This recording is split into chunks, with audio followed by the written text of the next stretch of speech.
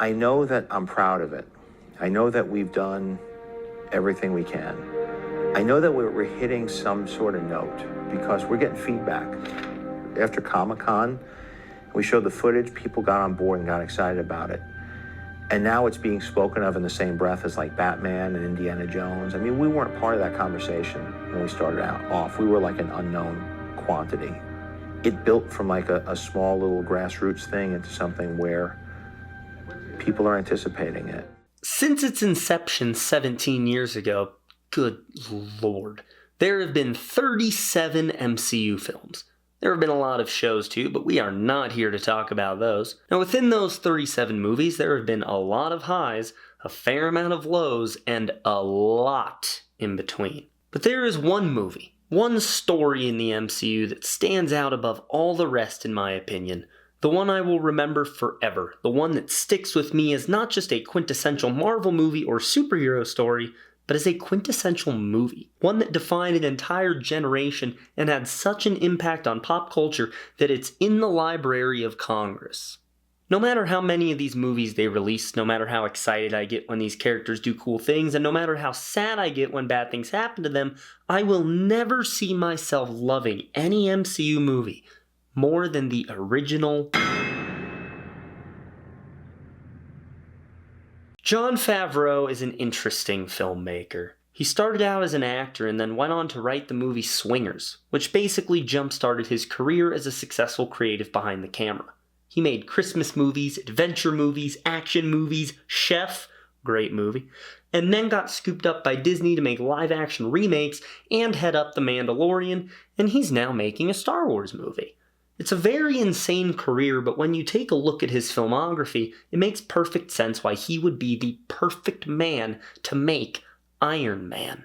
You see, Jon Favreau is exceptional at putting heart into his stories. Hell, it's no wonder Disney wanted him to remake The Lion King, because on paper, the man who made Will Ferrell as a giant elf work beyond just the humor seems like a perfect fit to make lions talk. But to me, his most heartfelt story, his most human story, is Iron Man. A movie that only gets better with age and sticks with me the older I get. When Jon Favreau made this film, Disney didn't own Marvel, and Marvel wasn't the powerhouse it is today. They were on the verge of bankruptcy, forced to sell off their actual moneymaker characters in order to stay afloat, and they had one chance left to make a good movie before they were done for. And they had to dig into their less popular and more obscure characters because they couldn't have Spider-Man swing through New York or have the X-Men fight Magneto. It's crazy to think about. But what they did have was a director with great ideas and a creative vision, an actor who was looking for a way to bring his career back, and a studio who trusted in both of them to deliver a product they could all believe in. And it's insane how this movie came to be, because you might think that Marvel started this make the movie without a script BS recently, but this actually goes all the way back to 2008, when Marvel and Jon Favreau were unhappy with every single draft of Iron Man and threw the script out shortly before filming began. One draft had the Mandarin, one draft had the Crimson Dynamo. Hell, the suit builders refer to Ironmonger as Crimson Dynamo in the behind-the-scenes footage for the movie. There was apparently a version of the script with War Machine and one where Howard Stark was the villain. Now, they obviously had some form of a script when they entered production, but according to Jeff Bridges, it was much more of an outline. He described doing Iron Man as a $200 million student film, where himself, Downey, and Favreau would bounce ideas and dialogue off each other on the day while the crew was waiting to shoot. But that's what happens when you have a director with a vision and a cast and crew committed to making it work. The movie turned out so coherent and seamless that people still get shocked when you tell them they started shooting with practically no script. It's hard to talk about Iron Man because everyone knows why this movie works. It is a genuine piece of art, a movie that represents something Marvel in many ways has forgotten how to do, and every single frame of this film is dripping with more creativity than Michelangelo on ecstasy. For example, the first scene. The first time we see Tony Stark is with a glass in his hand, listening to rock music, cracking jokes, making the soldiers uncomfortable, sexualizing the driver, getting the soldiers to join in on his BS, and overall just not taking any of this seriously. It's made even crazier when the movie shows you later that he's here to do a very important weapons demonstration, and this is how he's acting. Also, this line is hilarious. That is an excellent question. Yes and no. March and I had a scheduling conflict, but fortunately the Christmas cover was twins. And it is brilliant that the injury that leads to Tony becoming Iron Man, the injury that puts shrapnel just a hair away from puncturing his heart and killing him, the thing that kicks off his entire arc, comes from a missile with his name on it. The scene lasts exactly 3 minutes and you learn everything you need to know about this character. You know how he sees himself, how he sees everyone else, and how he sees the world.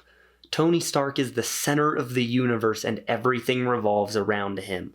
Something that's only reinforced by everything we see in the flashback sequence that consumes the next little portion of the movie. So let's go ahead and run through everything Tony does before getting kidnapped by the Ten Rings. He chooses not to go to the awards ceremony being held specifically for him so that he can instead go talk to hot women and gamble to get a bunch of attention. He ignores Rhodey when Rhodey confronts him about it and immediately gives the award to a random dude he sees. He only talks to a reporter because Happy tells him that she's hot. He then has sex with that reporter and makes Pepper get rid of her the next morning. He's late for his flight for no reason other than he just didn't feel like going to the airport, making Rhodey wait for him for 3 hours. Tony then gets Rhodey hammered on the job while the flight attendants dance on a stripper pole. Fuck, dude, do you have any idea how insane it is to force the audience of this superhero movie to root for this guy? And what makes Tony so much more interesting, the thing that gives him actual depth and makes the audience care, comes in the form of the absolute queen that is Pepper Potts. Sure, on paper, Pepper is just Tony's assistant and sidekick who can't stand his sarcasm but still cares enough to stick around, but that misses the entire point of what makes Pepper work. I know people say Tony and Pepper's romance is the best, if not the only good romance in the MCU, but do you know why that is? It's because of the harsh juxtaposition we see between both characters when they are alone versus when they are with each other. Pepper comes across as very professional and formal, knowing her place as his personal assistant, but when she's around Tony, you can tell she's more comfortable. Her tone of voice is different, she opens up more, but she's also straight and direct with him when she needs to be. And that's most of the time, to be fair. As for Tony, the way Tony acts around Pepper makes me feel something. It makes me genuinely feel happy. While Tony keeps up a genius billionaire playboy philanthropist persona all the time, when he's around Pepper, you get a look into who Tony Stark actually is. His smiles feel more authentic and not just him putting on a show. He stops caring about himself for 2 seconds and actually engages with what Pepper has to say. He talks to her, asks her questions, wants to do things for her if it cheers her up. He is legitimately interested in what she is up to. Look at the scene where they're dancing.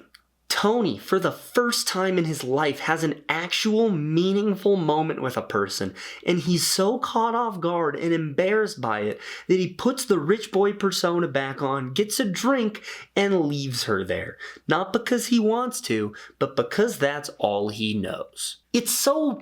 oh my god, man, I love these two. Tony and Pepper isn't just the best love story in the MCU, it might be one of the best, most realistic love stories in a huge blockbuster. Seeing Tony be a total narcissistic asshole to everyone, but then legitimately care when he's around Pepper is the stuff that makes for good character writing. And it's not like he acts that way around Rhodey, Obadiah, or Jarvis. He's a completely different character around all of them. Who Tony Stark truly is isn't the playboy he pretends to be. Who Tony Stark is represented in the way he acts around those he cares about. His friends, his loved ones, and eventually, the Avengers. For a movie without a script, this really is the best written MCU film, and I haven't even gotten to the cave yet. The movie recognizes that Tony Stark is a hard man to like, so before he gets to be a little too much to handle, Favreau and company take everything away from him and drop him in the middle of a terrorist cave, forcing him to build a missile that they can use to kill innocent people. And oh yeah, that weapon he has to build is the same one he was just demonstrating. Now what would you do if this was you? You have created a weapon of mass destruction, and you think it's the coolest, most hype thing ever. You do a demonstration full of booze and patriotism, and you hit this pose. Good cheer. And then you're shown the people who you are actually selling to. The most evil people on the planet who want to use your insanely awesome weapon to hurt people, and you're forced to build it. Well, even Tony Stark, for as disgusting of a human being he is, has limits. And Tony doesn't take this threat like a little bitch. He knows they'll torture him and kill him if he doesn't do it, but he still has the balls to look them in the eye and say, I refuse. It's such a wonderful moment that shows the true human behind the persona. And oh yeah, I should probably mention that Yinsen, this new buddy of Tony's, is from one of the places these terrorists are bombing using Stark weapons. Tony hasn't suited up yet. Iron Man isn't in this Iron Man movie yet. And this is so rich in characterization that it makes my eyeballs hurt. There's also some amazing dialogue in the cave. Just some absolute banger lines. That could warm your heart for 50 lifetimes. Yeah. Or something big for 15 minutes. 18 years later, and that exchange still gives me goosebumps.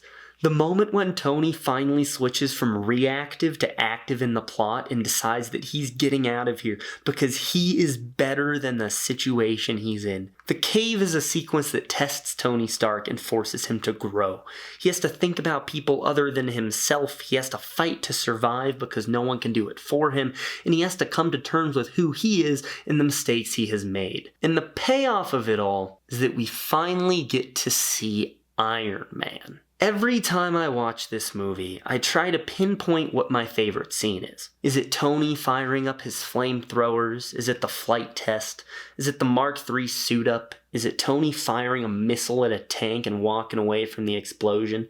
Is it when Dummy, the robot Tony spent the entire film bullying, saves his life? And depending on the day, my favorite moment might change, because quite frankly, every second of this movie is the best part of this movie. But as for today, it's none of those moments. Right now, I will tell you with full confidence, my favorite moment in Iron Man is this.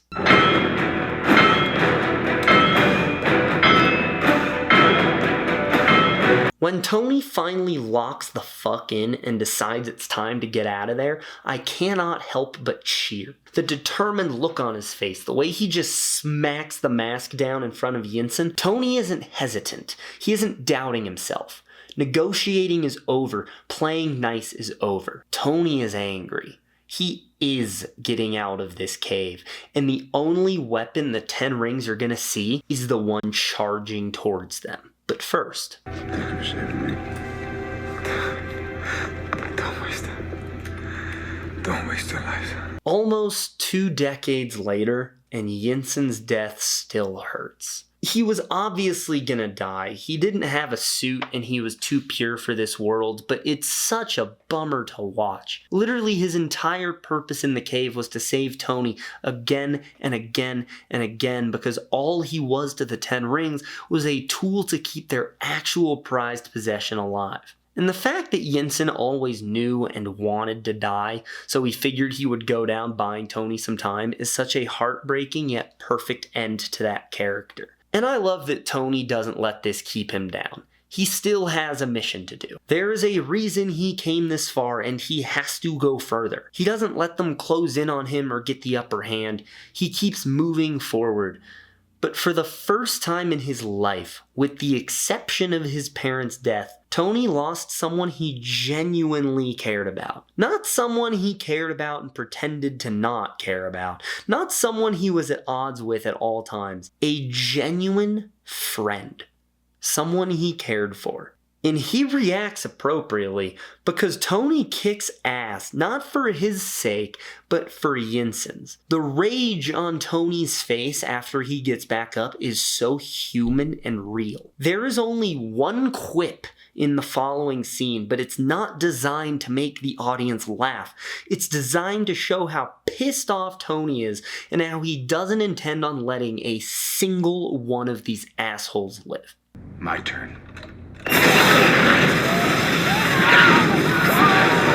It's brilliant, and I still remember the smile on my face the first time I watched this when I heard those footsteps walking towards the exit. And Tony Stark doesn't go back to his normal life. He was impacted by this. It changed him. It changed him so much that that change is quite literally what the second act of the movie is about. Every moment of Tony Stark's life once Rhodey finds him and brings him home is a direct reaction to what happened while he was in captivity. There are two things Tony wants when he gets back: a cheeseburger and for Pepper to call for a press conference. He doesn't want to go to the hospital and he does not want to go home.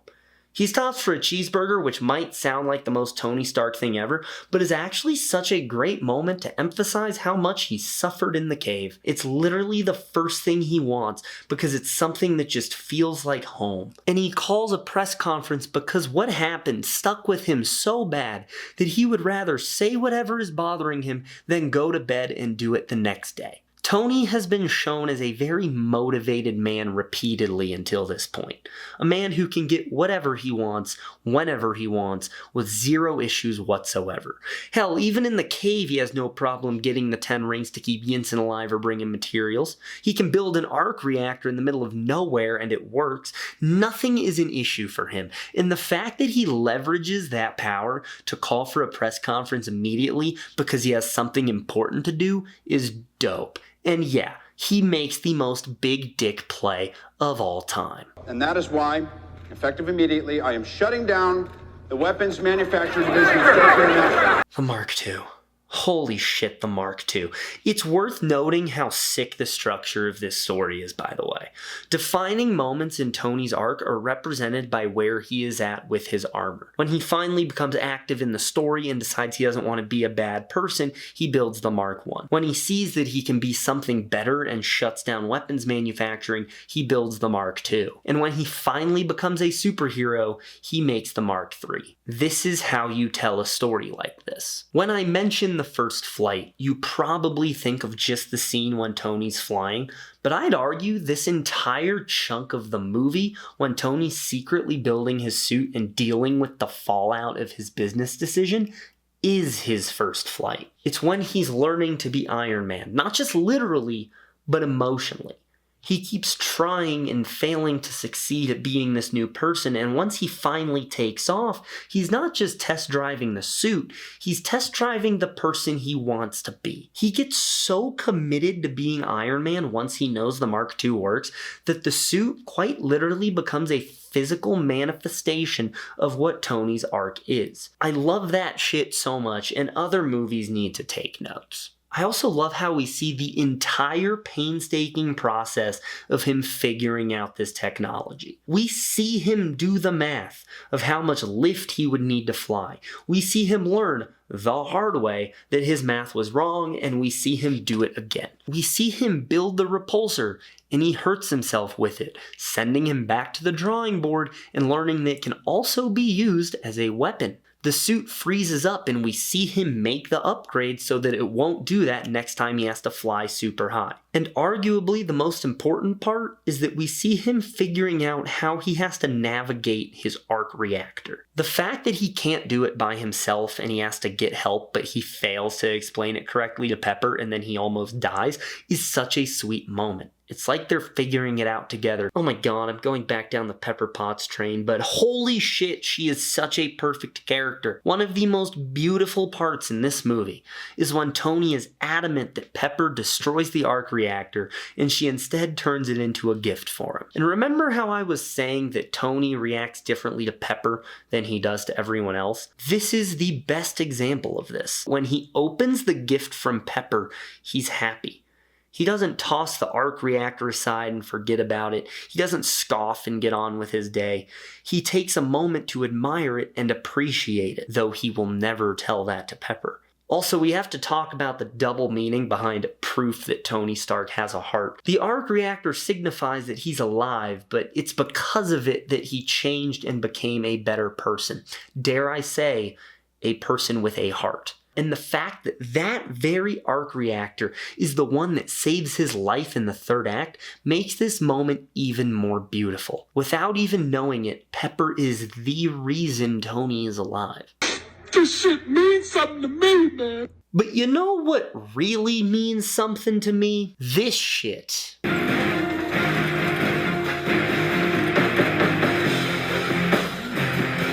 I told you guys I love the Mark II. Seeing what Tony can do when he actually has all his equipment is hype as hell, and I love the little detail that he's too excited to run the diagnostic and just goes. And fuck yeah, the flight is sick.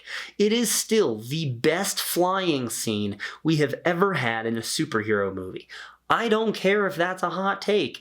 It's the objective truth. And that is for one simple reason: the camera work. You see, the camera in this scene has the most difficult job of all, making you feel like you are flying. The camera moves with Tony, capturing every single one of his movements, and it moves at the same speed as him, giving the audience the impression that they are with him instead of watching him. They also add POV shots that move at the same speed, letting you see what Tony is seeing, but not messing with the illusion of speed or altitude. And there are two camera angles that were used here that have somehow been lost over time. I know everyone hypes up J.J. Abrams for sticking a camera on the side of an X-Wing so we can move with it, but like, Favreau did that 7 years earlier. Start crediting the right man. And of course, the iconic shot inside the helmet. And the detail of the little kids seeing a guy flying and that one kid dropping his ice cream and not even noticing. Perfect detail. Seeing a kid react to a man flying like this sells the flight so much more, because yeah, this is the coolest thing anyone has ever seen. It should be treated as such. You know what? This is the perfect time to talk about it. I was gonna wait, but man, the reflections on the helmet just look too good. The CGI in this film is next level. Is it Optimus Prime? No. It's Iron Man, but it looks just as good as Optimus Prime.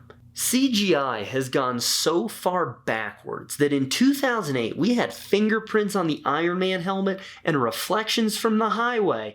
And now we have characters so flat and weightless that the action can't even save them. Now, there are a couple factors at play here as to why this looks so good. The main one being that the VFX artists actually had time to cook. You see, nowadays, most big budget movies, and yes, Marvel did start this trend, have adopted a do-it-in-post mentality. Did you know the Quantum Realm suits in Endgame were fully CGI? Because they were so rushed into production that they had no time to figure out what the suits were going to look like. So they just put tracking dots on the actors, and then when the VFX artists sent the suits back, Marvel said no, do it again, and the artists had to start from scratch without getting additional time to work. I hate it. It's objectively the wrong way to make something, especially on this scale, and thank God Marvel VFX artists finally were able to unionize so we can finally put a stop to this shit that is plaguing the industry. But Iron Man came out in that era where filmmakers had a look they wanted, and the studios were fine with it. Imagine that. Jon Favreau knew what he wanted these suits to look like, and even though they built most of this shit for real, yeah, they built the suits, they obviously needed CGI to complete them. It was a director given the time to make a decision and trusting his team to pull it off. I don't know why we stepped away from making films the right way, but it's getting annoying. I can only watch so many more movies where you can tell everyone who was creatively involved with the film was just a figurehead for the studio to release a product. And hell, it's not just the VFX and practical suits that make Iron Man look so good. It's because this $140 million movie actually looks like it cost $140 million. There was time, energy, and resources put into every shot. It breaks my heart when I go see a movie and I get a gray, flat, lifeless movie that cost more than the GDP of most countries. Blockbusters have gotten so expensive, yet look so cheap. Sinners should not look more expensive than Spider-Man No Way Home when it cost over $100 million less to make. After watching 1,000 different MCU things, firing up Iron Man and getting blasted in the face by its beautiful cinematography, brilliant set design, and gorgeous color grading damn near gave me a concussion. Y'all bullied Harry Styles for it, but maybe I actually do want to watch a movie that feels like a movie.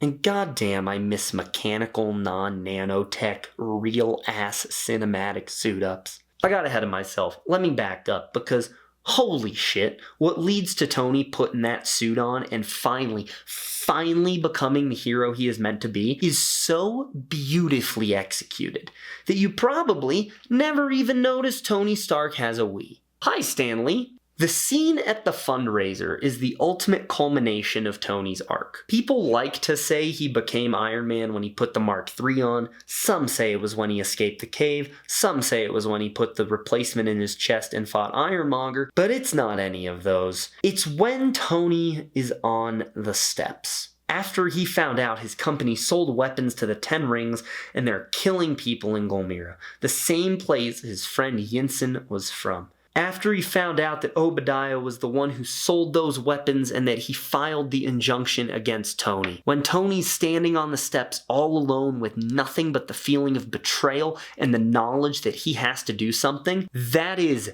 the moment he becomes Iron Man. And you see it all on RDJ's face. What a brilliant performance. I know I haven't gone deep into everyone's performances, but they're amazing across the board. You know they're amazing, everyone knows they're amazing, but this is the best moment of acting in the entire movie. Without saying a word and without making a crazy face, RDJ sells the defeat so well. Tony looks so hurt, so lost, so betrayed. In an instant, he's back to being that rich guy who has nothing but his fame. Well, that and an Iron Man suit.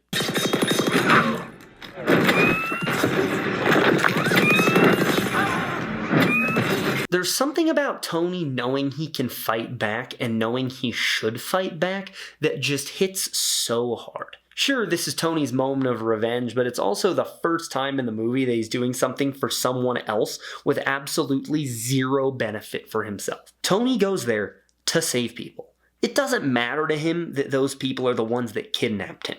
His motivation is that there are people in danger he can help. I love that the only line Tony says in this entire scene is, "He's all yours." He doesn't even want to kill one of the worst people he's ever met because these people suffered far more than he could ever imagine. There's no stupid quips or remarks that would slow the action down and feel out of place because Tony isn't here to be the center of attention or make people laugh. He's here to save lives. He goes in, solves the problem, and leaves. The only hit Tony takes is from the tank. But he's not even affected by it, he's just annoyed. The only problem with this scene is that Tony does not kill the main dude. But it's fine, because Obadiah does. You know what, let's talk about Obadiah Stane. The Ironmonger. He obviously wasn't the first villain that was just the hero, but evil. But he certainly is the one that made it cool. Because it started happening a lot after he did it. The problem is that he's lumped in with all those other villains, but to me, Obadiah is a step above the rest. He has an actual personal and emotional connection with the hero. There is a thematic reason for him to be the exact villain that he is, and oh yeah, he's played by Jeff goddamn Bridges. But Ironmonger's what Tony would be if he never went on his redemption arc, if he didn't shut down the weapons manufacturing, if he never became Iron Man.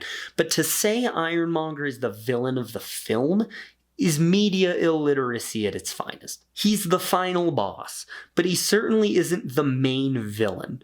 Just like the Ten Rings isn't the villain. The villain of this film is established in the 8th shot of the movie, just 25 seconds in. We've been following the main villain the entire time, Tony Stark. And if you don't believe me, maybe you'll believe it when he says it. You stood by my side all these years while I reaped the benefits of destruction. Tony was a bad guy, and Tony knew he was a bad guy. It's no coincidence that the Ten Rings use Stark tech and Ironmonger is just Iron Man but in a bigger suit. Because Tony is the bad guy but realizes he's bad when people start doing exactly what he was doing. Sure, the Ten Rings are just a little bit more extreme, but as the movie articulates again and again and again, the only reason they can do what they do is because Tony makes it possible. Another scene that I could very easily put as the best scene in this entire film is the scene when Tony tells Pepper how much of a piece of shit he was. I like how self-reflective Tony is, but also that he isn't afraid to call Pepper out when it's relevant. And she doesn't just take it. Just like any good argument in a movie, they both have valid points and you understand both of them. And Tony delivers what is easily the greatest line of dialogue in the entire movie, if not the entire MCU. I shouldn't be alive unless it was for a reason. I'm not crazy, Pepper. I just finally know what I have to do. And I know in my heart that it's right. And Pepper, being the goddamn queen she is, and recognizing the humanity in Tony, knowing that while she may not agree with him, she cares about him too much to just sit idly by, drops a line that makes me tear up every single time I watch this movie. You're all I have too, you know. Have I mentioned how much I love Pepper Potts? And I'm sure you're all waiting for me to say that the third act of this movie isn't the greatest, but that's not going to happen because it's just as perfect as the rest of the movie. Anyone who hates the third act is straight up wrong. Sure, maybe it's a little crazier from the rest of the movie, but you know what? And this take might be a little spicy. Sit down for this one. Maybe I want to see a superhero punch a supervillain in a superhero movie. But that whole fight at the reactor, Tony tricking Obadiah into freezing, Tony losing and having to think of a different method to win, and the fact that Pepper and Tony team up to defeat Obadiah, it's all so satisfying. And if you ever want a great lesson in why certain scenes need to be deleted, this is why. There are like 3 scenes that were deleted from the final fight in this movie, and I'm so glad they were, because they all ruin the emotional weight of this finale. A finale that is made so much more powerful by a simple yet beautiful exchange. Time to hit the button! You told me not to! Just do it! You'll die! Push it! You want to talk about a character arc? Because this is it. Tony willing to make the sacrifice play because it needs to be done is such an important piece of his character for the entire MCU. And Pepper, the only person Tony will show his true self for, being the one who has to hit the button? I'm not crying. And to wrap up this movie, it is still utterly insane to me that Robert Downey Jr. was told to think of something on the spot to make the ending of the movie work, and the words that came out of his mouth were, I am Iron Man. a line that not only ends the movie with a bang, but has so many meanings when you take into account what the name Iron Man means for Tony Stark's arc and the story of the movie as a whole. How it's so much more than just a suit of armor, but the thing that saved Tony and Pepper and so many people. Almost like Tony is directly telling the audience, both in the movie and in the theater, how much he has changed for the better. And however many movies later it has been, this is still maybe the most iconic moment in the entire MCU. Goddamn. Iron Man. What film. And here we are. That's the cinematic masterpiece that has stuck with me every day since it was released in 2008. A movie that I can hands down say is one of my favorite movies And it is still the best MCU movie, no question. And I want to say it's because of the cinematography or the color grading or Ramin Djawadi's 10 out of 10 masterpiece of a score. I could say it's the performances, the dialogue, and the action, and you know what? It is. It's all of those things, but it's also something more. Something we get by looking at Jon Favreau as a filmmaker and a storyteller. Something he excels at in his work, and the reason he was the perfect person for this job. Iron Man is human.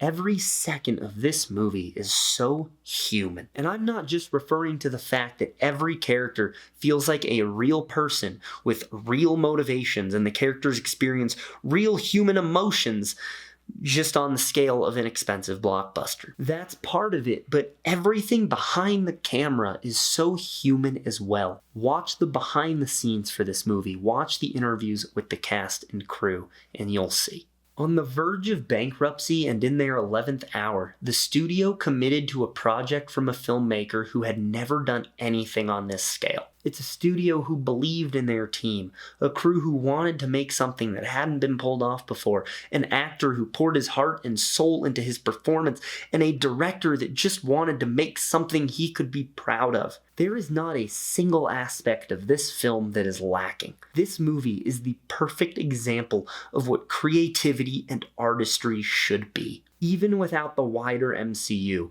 Iron Man is able to stand on its own as a perfect film because of how much heart was poured into it by the people making it. They didn't set out to make a giant universe. I mean, yeah, they wanted to, that was the end goal, but that wasn't the goal with this movie. They didn't go in with the plan of making $1 billion. They went in with the plan of making a good film.